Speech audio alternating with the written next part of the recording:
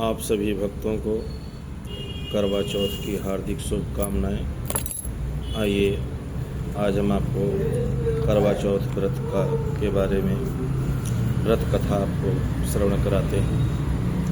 सभी लोग कथा का श्रवण करें। बोलिए गणपति गणेश भगवान की जय, बोलो शंकर भगवान की जय।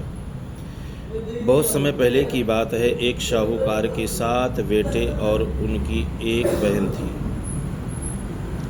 सातों भाई अपनी बहन से बहुत प्यार करते थे, यहाँ तक कि वो पहले उसे खाना खिलाते फिर स्वयं भोजन करते थे। एक बार की बात है, उसकी बहन ससुराल से मायके आई। शाम को जब सातों भाई जब अपना कारोबार व्यापार करके जब वापस घर आए तो देखे उसकी बहन बहुत व्याकुल थी। और व्याकुलता का कारण क्या था कि वो व्रत रखी हुई थी करवा चौथ का। भूख से वो व्याकुल थी। खाना ना खाने की वजह से वो व्याकुल थी। जब उसे वो व्याकुल देखे तो जो है उसका कारण पूछा कि किस कारण से बहन आप व्याकुल बैठी हो। तो बहन ने बताया कि करवा चौथ का व्रत है जो कि पति के लिए रखा जाता है, और उस व्रत को हमने रखा है। और वो व्रत जब तक हम चंद्रमा को अर्घ नहीं देंगे तब तक हम भोजन नहीं कर सकते, और जब अर्घ दे देगी तभी जो है भोजन करना है। इसलिए भूख प्यास से व्याकुल हो उठी। सबसे छोटे भाई को अपनी बहन की हालात देखी नहीं गई।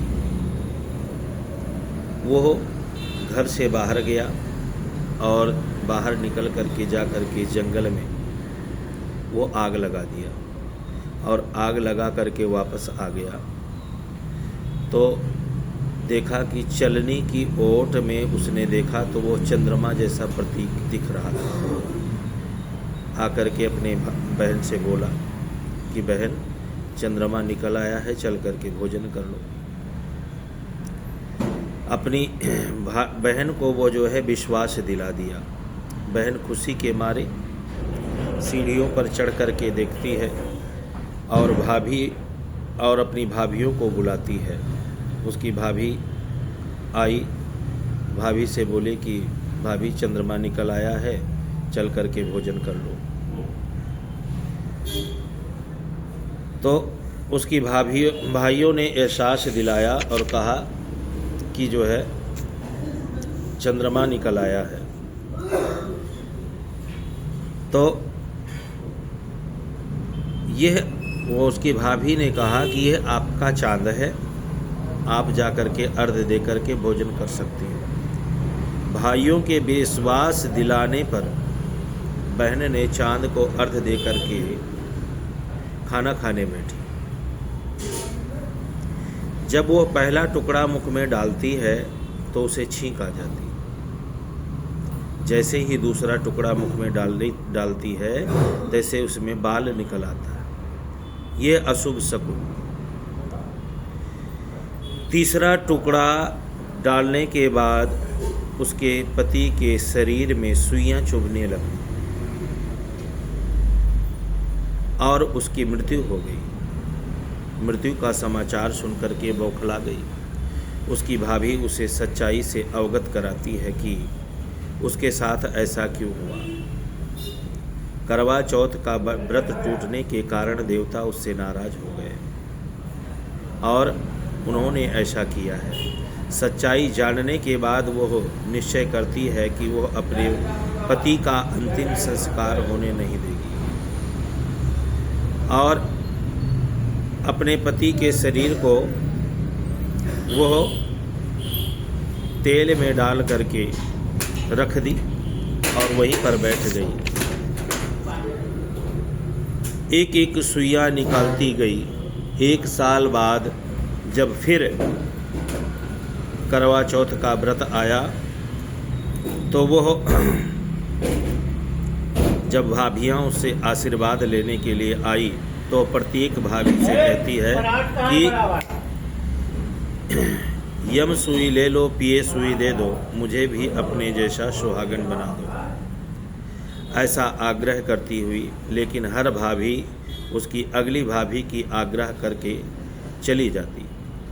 इस प्रकार जब छठे नंबर की भाभी आती है तो उससे भी यही बात दोहराती है।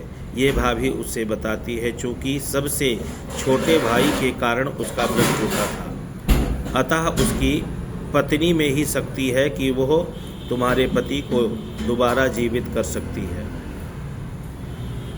इसलिए जब वह आए तो उसे पकड़ लेना और तब तक नहीं छोड़ना जब तक वह तुम्हारे पति को जिंदा न कर दे।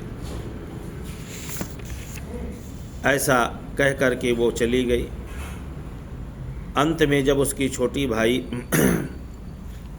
की बीवी आई तो उससे भी सुहागन करने की आग्रह की, लेकिन वो टाल मटोल करने लगी।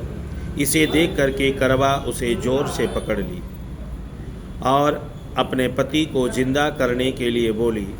भाभी उससे छूटने का बहुत प्रयास किया और